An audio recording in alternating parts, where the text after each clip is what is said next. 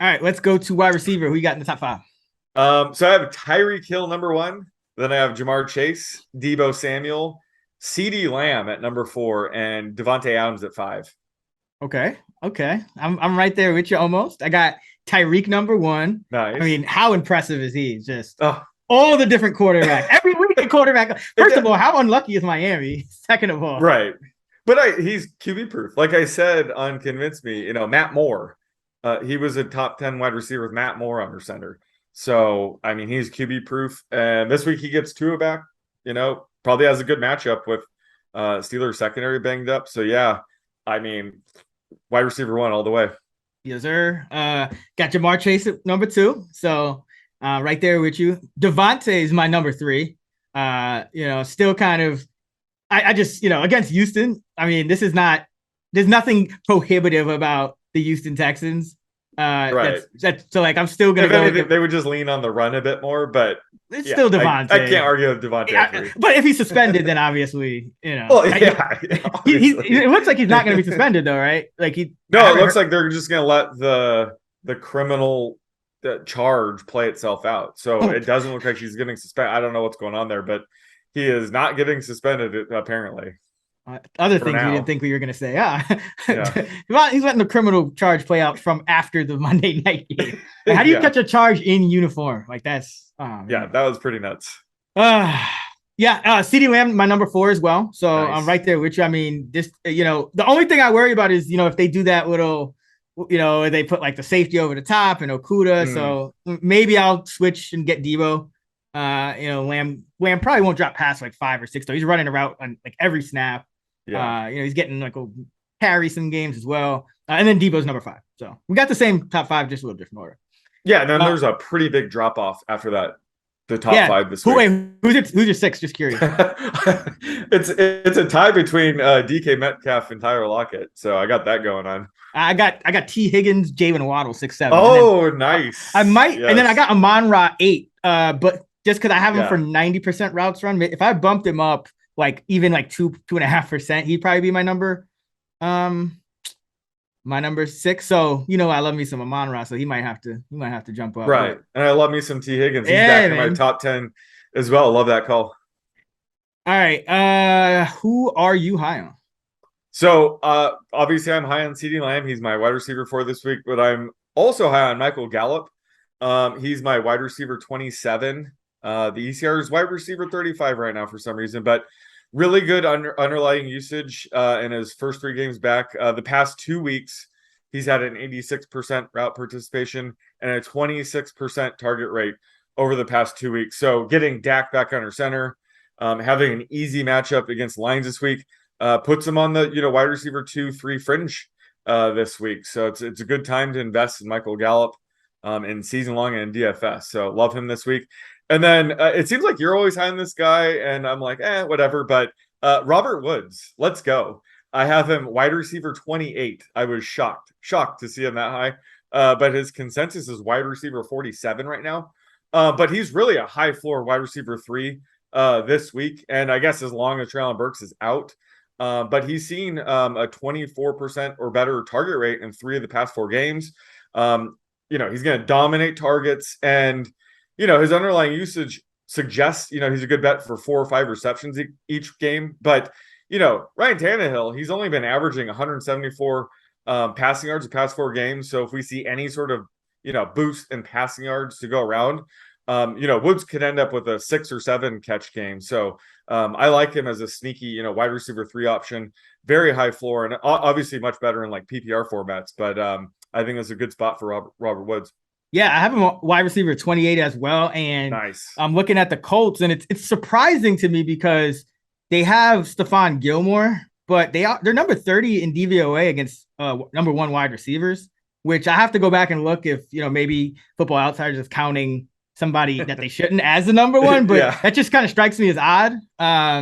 So but take that for what it's worth.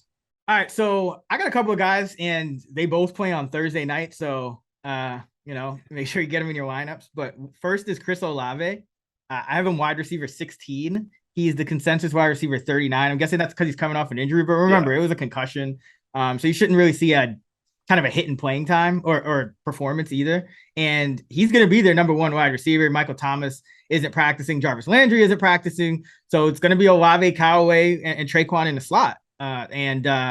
Olave's been excellent this year. And he's going against this Arizona defense that, their cornerbacks aren't really great. They're 24th in pass DVOA overall. So I think it's going to be a good spot for Olave. And then in this game, I think the Cardinals are going to use DeAndre Hopkins a ton in his first game because they need him. I mean, you just traded for Robbie Anderson. Is he even going to be active? I don't know.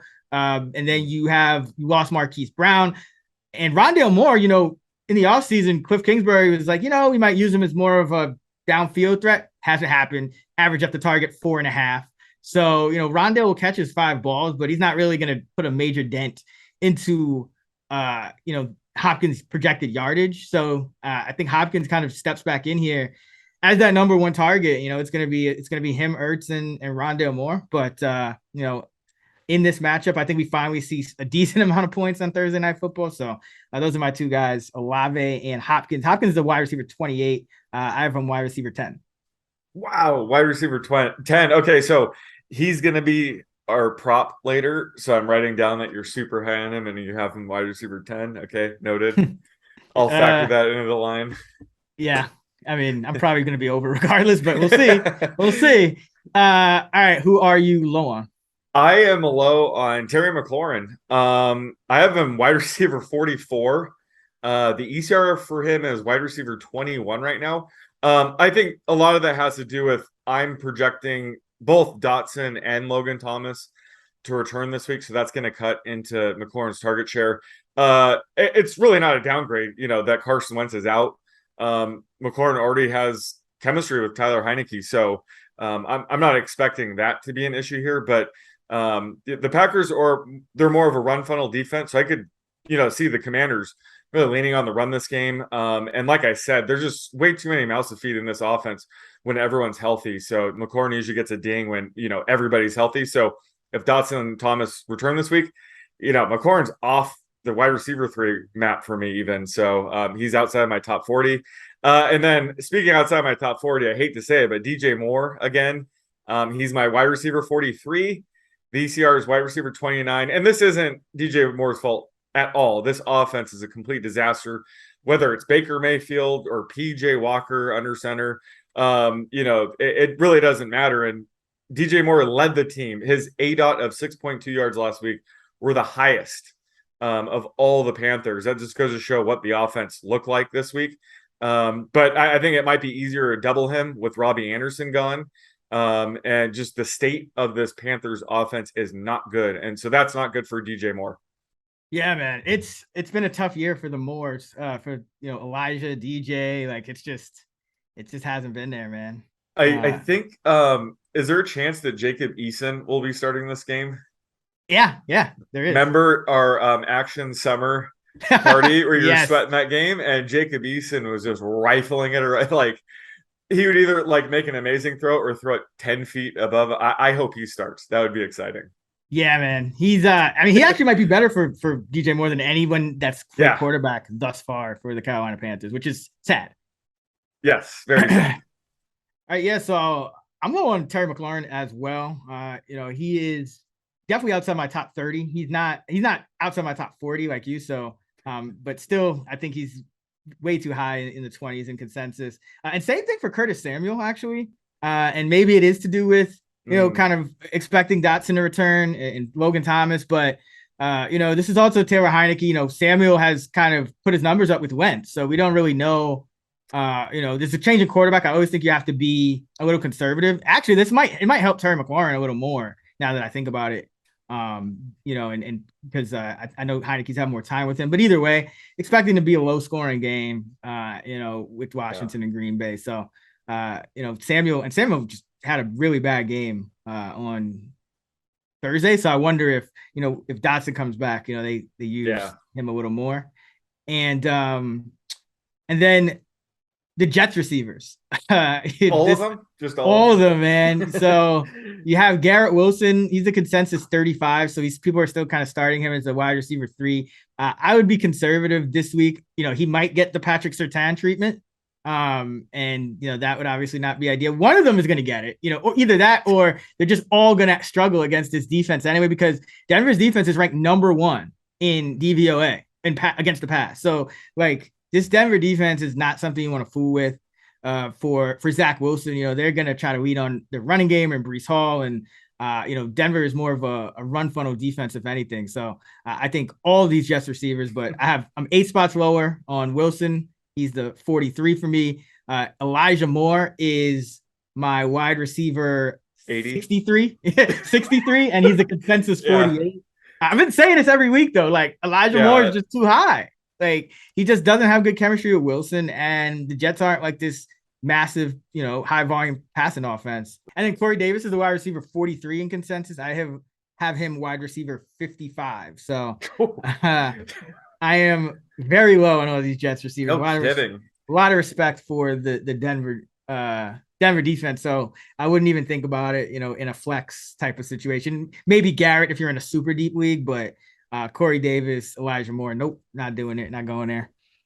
Yeah, the Jets were way more fun when they were losing and Joe Flacco was under center. Remember those days? Now they're winning and Zach Wilson's a game manager. They even have like Braxton Berrios is back in play now. The tight end rotation is like a true 50-50 split. So really the only player that you can even consider in fantasy right now is Breece Hall, right? Yeah. I mean, probably Michael Carter over any of the receivers. No, seriously. Carter's like a friend, like he's kind of like a discount Tony Pollard, right? Yep. He's like an RB flex who has, high-end RB2 upside if Breece Hall were to ever miss time. So yeah, you're right. Like there's such a run-heavy scheme right now that Carter's kind of sneaky as well. Yeah, I have Carter for as RB35 this week, 8.5 touches for about 40 yards. So not even that great, 0.3 touchdowns. But yeah, my Jets receiver projections, just so people can hear them.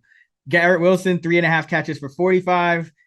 Corey Davis, 3 catches for 43. And Elijah Moore, 2.5 catches for 31. So I think the weeks of me getting Garrett Wilson under 4.5 receptions props are over. That's over. Yeah. Damn. It's probably 3.5 this week, which is a good line. Yeah, for sure. Yeah, there were some weird lines last week, though. I was actually on a ton of reception props that were just kind of, I felt like off. So, follow us in the app if you're into that kind of thing. But let's get to the prop. What you got for me with DeAndre? Yeah, so DeAndre Hopkins. Okay, so I'll just go with my original line. Okay. I'm going to go with my original number. It's 60.5 receiving yards, and I'm guessing you're over that. Yeah, that's a good line, though. But I am 68 for the average, so that would still be about 62-ish for the median. Okay. Yeah. So not terribly high over it, but I listen, I just think he's gonna come right back in, play about 85-90% of the snaps, because they need it. They're floundering. This is not even their usual like end of season flounder. This is like an early season stumble out of the gate flounder. So I think Call of Duty comes out this week too. I was just about to make a Call of Duty joke. Yeah. We should play sometime. I know you don't play, but I do. But we should definitely. I mean, do you have PS5 or what do you have? Xbox. Yeah. So I got a PS5. So I actually have all the games. Like I got NHL the day it came out, which was yesterday. We could absolutely play Call I got 2K. I got 2K. I haven't even played it yet. I played like 3 games of Madden. I have Call of Duty. I have played it like once. So yeah. You got to get on. You got to get on the PS5 game though, man. Xbox. Who does that? We could still. Well, you have Halo? Still play? No, I don't. I only have time for one game. Okay. Are you projecting Robbie Anderson at all in that projection? Yes, but I'm projecting him as the wide receiver 4. So he's not like affecting much, but I have him right now for about 1 catch, just because I don't. Okay. It's Tuesday. So. Similar. Yeah. No, I'm not judging. I was just making sure. I mean, I would think even if everyone's healthy, wouldn't he still be the wide receiver 4? I mean, unless they just bench, like AJ gets demoted. Right? Yeah, I could see that. Just AJ Green's going to be the odd man out. Honestly, if you ask me who would I rather have, Robbie Anderson or AJ Green right now, it's still a tough call, especially when you consider the like the chemistry that, because like even before this, Robbie's body language like just never looked good since he got that contract, man. Like Yeah. it just, I don't know. That was our dude, man. Just to fall from Don't grace. underestimate him though. He could get a deep I ball this week. I mean, that's the thing. Like, just send him out there for 5 plays. Every play, yeah, just be like, okay, you're going deep. Like, you know what you're yeah. doing.